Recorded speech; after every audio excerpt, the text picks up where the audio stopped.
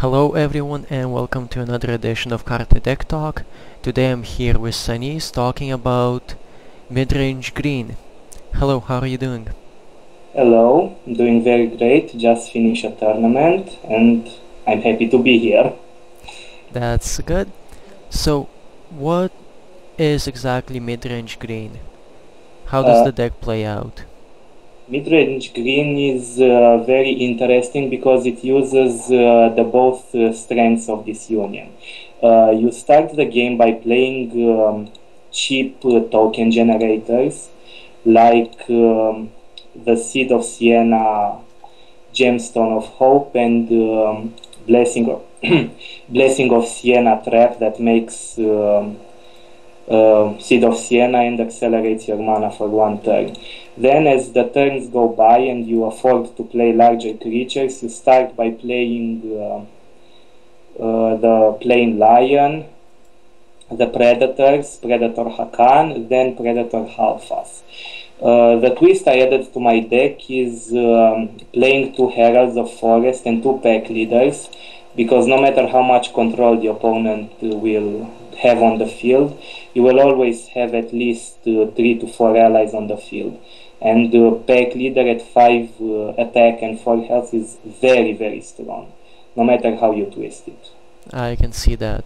So, which cards do you consider to be the core of Midrange Green that every single Midrange Green should play, other than the ones that you mentioned? Best cards in my deck, honestly, are Predator Hakan and the normal Predator, the 3/3 Drifter one. They both have skill word, they are immune to almost every annoying effect in the meta. They're even immune to the contagion from Party of the Dead? Yeah. It basically counters the best cards. The only card that is actually good against them is Blow of Judgment and the other good spells, which is a very good thing since they have high health. Yes. That's the whole point of the big creatures in the deck. Predator Halfas is very important again because it's 4/5, very strong, very hard to kill. It usually eats Crusading Knights and still lives to take another zap from random ability, and his exhaust and then not ready negative ability is almost immaterial because half my deck has skill ward. Oh, so you can play... Yes, I can play Predator Halfas, and when I have Predator Hakan and a normal Predator, he basically doesn't have a drawback. That's a really interesting interaction I wasn't actually aware of. But yeah, that would... I was thinking that the drawback wasn't really that bad to begin with. But yeah, especially if you can ignore it for most of your creatures, it becomes so much better. So, other than the Predators, do you play... What kind of early drops do you play in your deck? My early drops, as I said before, are Blessing of Sienna, makes... the one drops are basically traps. I honestly really hate one drop creatures. They're usually very bad and have weak effects. Yes. They're really not worth playing, so I am playing one drop traps. Timely Reinforcements, the one that makes a Catwoman in defense or in attack if it activates with the condition, and Blessing of Sienna to put my Predators earlier in the game. Then for 2 I have Fog Elemental, very important to control the field early on.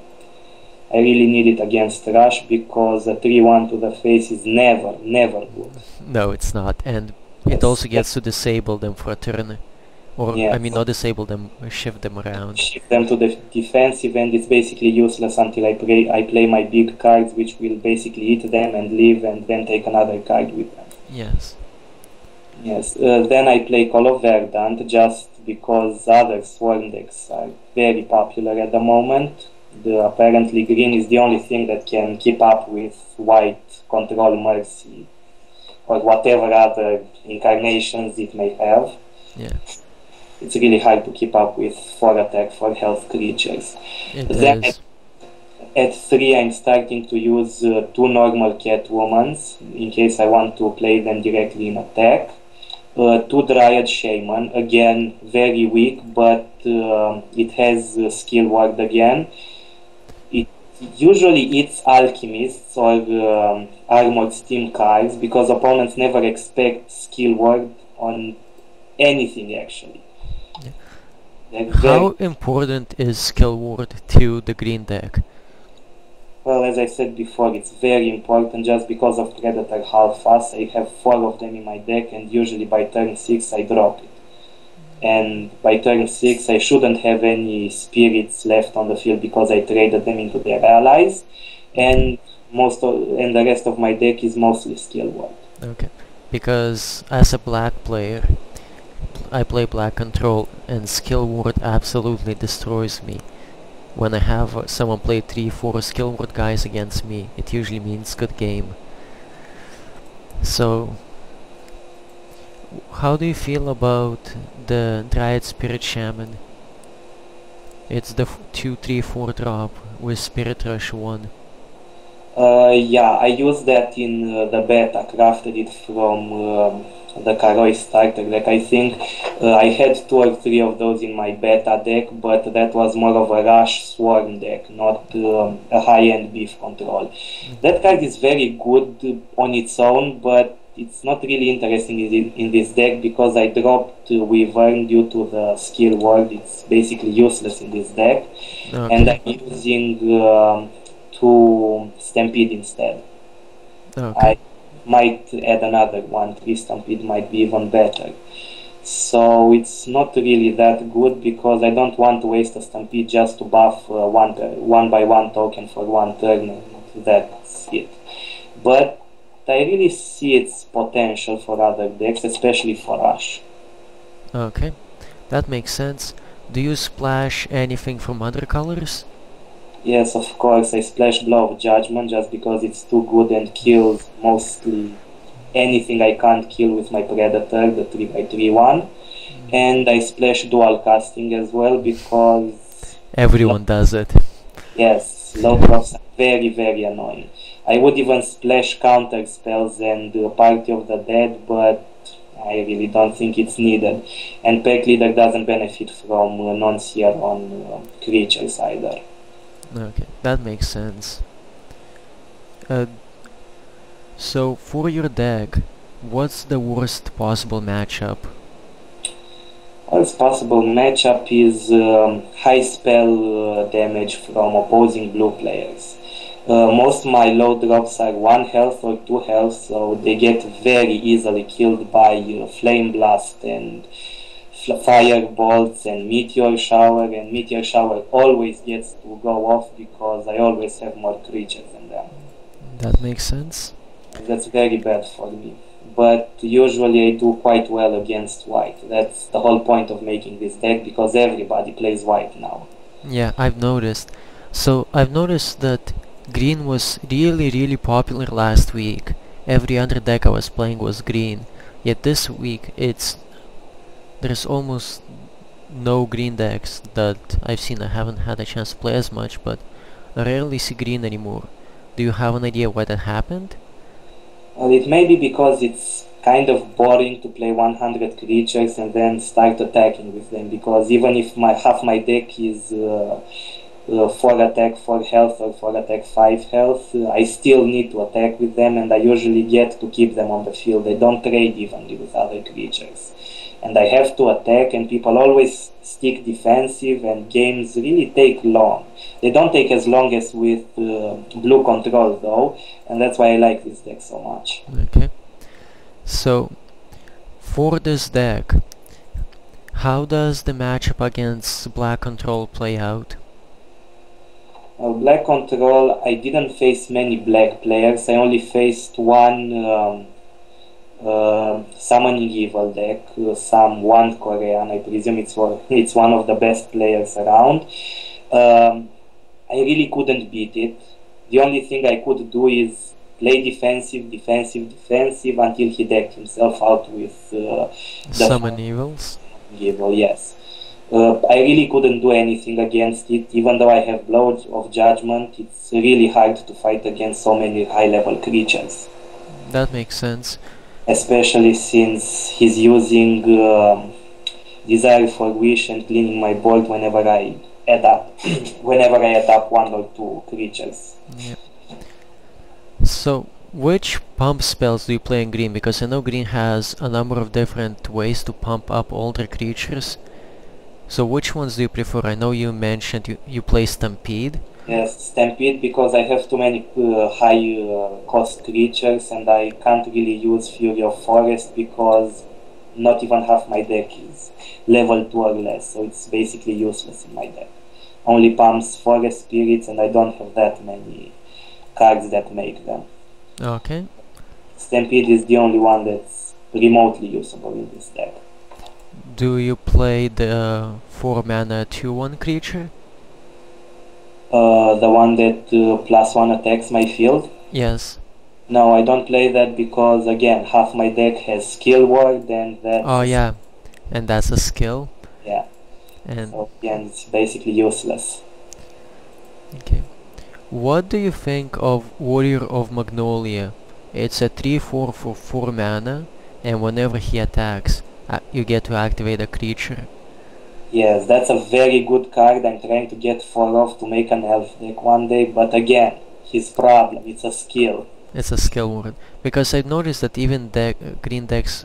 Yes, I never see it in any green decks, even the ones that don't run so much skill word. And it always confused me. Well, like, the top deck is pretty bad. Destroying a mana card is not really something I would like to do every turn.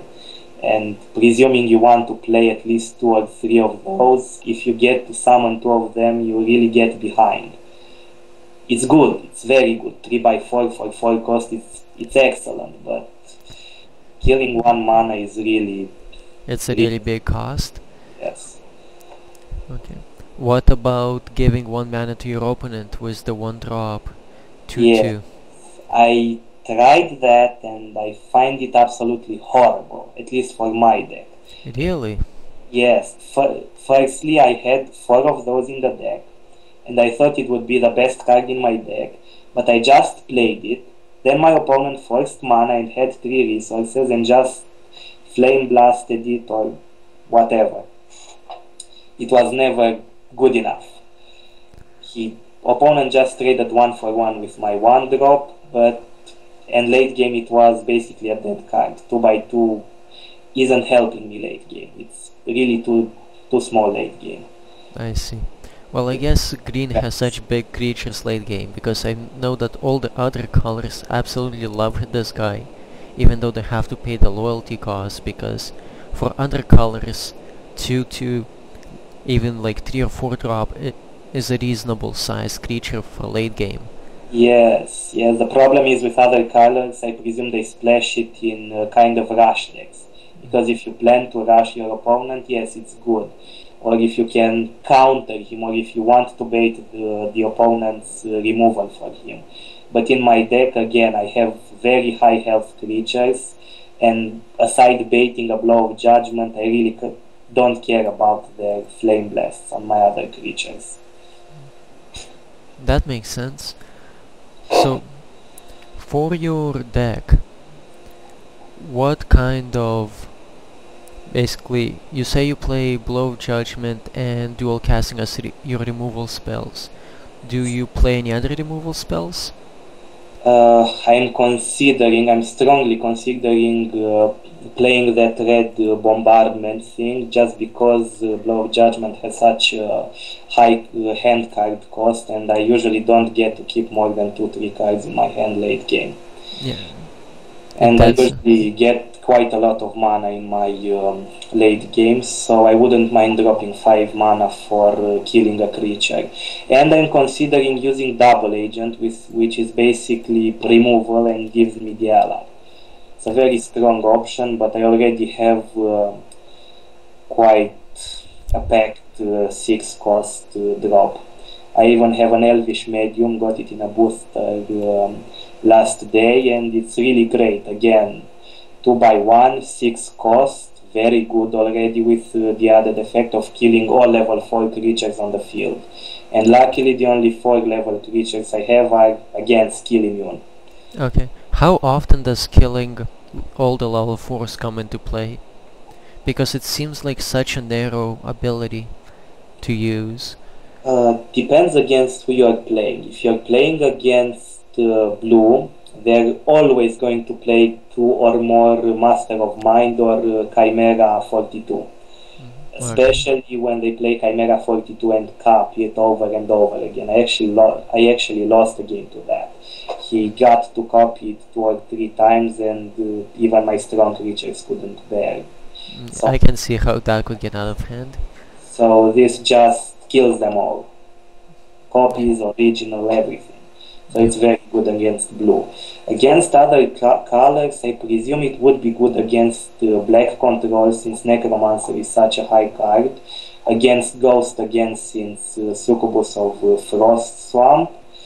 Against white, it's horrible because They don't have any good 4-drops. yes, I don't even see anything wanting to kill. I mean, some of them play the gray 3/3 for 4 mana, but that's not that exciting. Yes, I'd rather just attack it with my 3/4 and let them waste another card on it to finish it off. Yeah. Yes, that's the point. But it's good enough in enough matchups that show. How many do you run in your deck? At the moment I run only 1 because that's how many I have, but Okay. I think I will run 2 if I get a second one. You would run. Yes, I would run 2. Okay. And for the elf deck, how does or not elf deck, the mid-range green deck, how do your games work out against all the hyper aggro decks like Ghost and Red Rush? I didn't face any ghosts with this deck yet. Ghosts are usually really easy for me with my blue deck, but I didn't face any ghosts with this. I presume it's going to be really tough because I don't have any stream of ghost in my deck, and that's basically the best card I could draw against ghost. But Rush deck shouldn't be a really bad problem. As I said, Fog Elemental sends one of their allies to defensive and then trades with the other ally a turn later. That's the whole point of it being here. And I have this little hero here, Deria Pernisi. Her skill is really good. Many people overlook her, but paying 2 to send an Exalted Angel to defense, it's probably the best lifesaver you could have in this game. What was the hero? Sorry, I missed the name. Deria Pernisi. Okay. Yeah.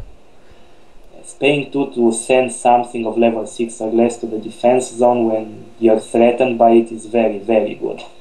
Yeah. One of the best flips around. For 2 mana, it really is a highly impactful card. So I have a question. For the new green 3-drop that came out in the recent pack, I believe the 2/1 creature that pumps your hero up by 1 and gives it 1 SP. I know that. Let me look at it. It's Naga Aid. Naga Aid, yes. That's a very nice card. Didn't get to test it yet, but I presume it would be better in a weapon deck or some other strategy where your hero actually wants to attack. Because paying 3 for a 2/1, it's kind of expensive to get basically a rogue. It's an expensive rogue to me. Okay, because it seems like it's a built-in 2-for-1 where you get to pump up your creature and then just kill off a random guy with your hero. Yes, but the problem is it has 2 attack, only 1 health. It gets dual casted, it gets killed by almost everything that deals 1 to the board. It's not really a 2-for-1, it's basically like Alchemist. Okay. Armored Steam card. It just gets killed on the side while they kill something else. Okay, that makes sense. I guess the red one, the advantage for it, it's being 1 mana cheaper, makes it come in a lot quicker. Kill a 1-drop with it and it will stick around, yes. But being 3 mana is too much for the small effect. Yes. Okay. So we talked about, I think, how does your deck play against the blue burn? I think that's the only deck we haven't mentioned yet.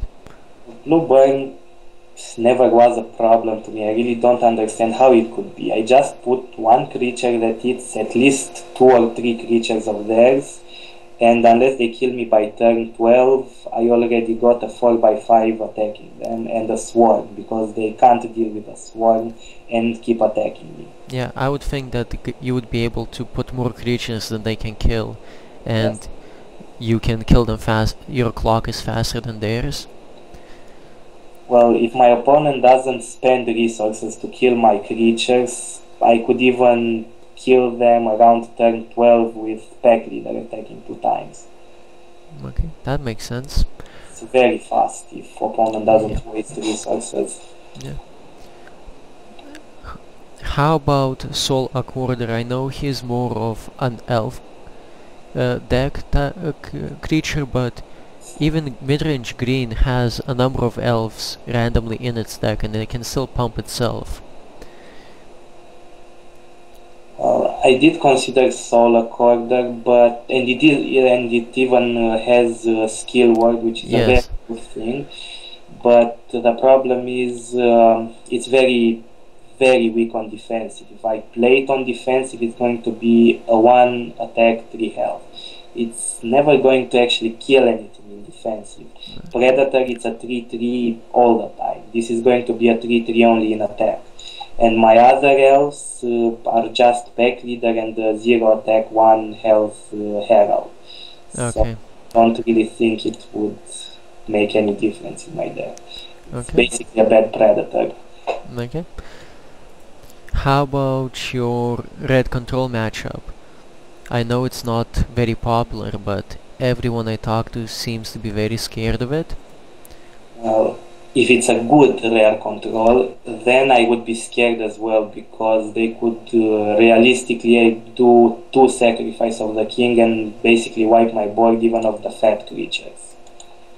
So it's really scary, and they have quite some beef in there as well. The 3/4 for 4 mana, the Insurgent, I don't really remember, here it is.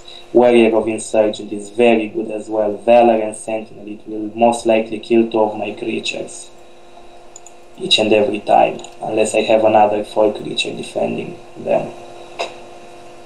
Okay. You said that your deck is basically designed to beat the white decks.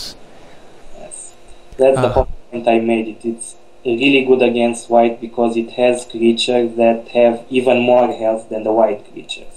Okay. White creatures usually base their strategy on killing you with Crusading Knights, that's 4/4, Paladins, that's 3/4, the Phoenix, Senot Phoenix, that's 4/4 again, and they will always 2/1 themselves attacking in the Predator Alphas because it has 5 health unless they use dual casting. I see. It's very efficient against them. Okay. What about Mercy of Dawn? Does it give problems to your deck? If they really want to take 4 damage to deal 1 damage to Predator Alphas after I killed their Crusading Knights, well, they're basically making my job easier to kill them. 4 attack and 3 attack isn't really something you want to take to your face if you're playing against a deck full of creatures. Okay, so your guys are big enough where your Yes. opponent can't Don't afford the really- life to attack them. I don't really care if they attack because most of the time they will drain their life on their own. I do have Flood of Vine in the deck, just especially for those, and some other gimmicky items like Tear of Moonshadow. Opponents always try to sneak past the looter with that, and other puny items that are just annoying to have around. I see. Okay. Thank you very much for your time, and last question, would you recommend this deck to other people? What did you ask last question? Would you recommend this deck to other people? Well, I would recommend it because it's quite fun to play it if you care to attack with many creatures at the same time. It's really fun if you want to see your creatures getting big, using Stampede on your opponent on a 4 attack 4 health creature after they blocked with a 4 attack 4 health and thinking they would actually kill it. And it's quite interesting to fight control decks with it, because they usually run out of steam before you run out of creatures. It's a really good deck, and it's not really hard to play. I really would recommend it, but it does get boring sometimes. It's not as flashy as other decks. Okay. Well, thank you very much for your time, and to anyone who is tired of losing to white control and doesn't want to play infinite mirror matches, you can look at the mid-range green, might be the answer for you. Have a good day, everyone. Thanks for coming today. See you. I'll see everyone next time.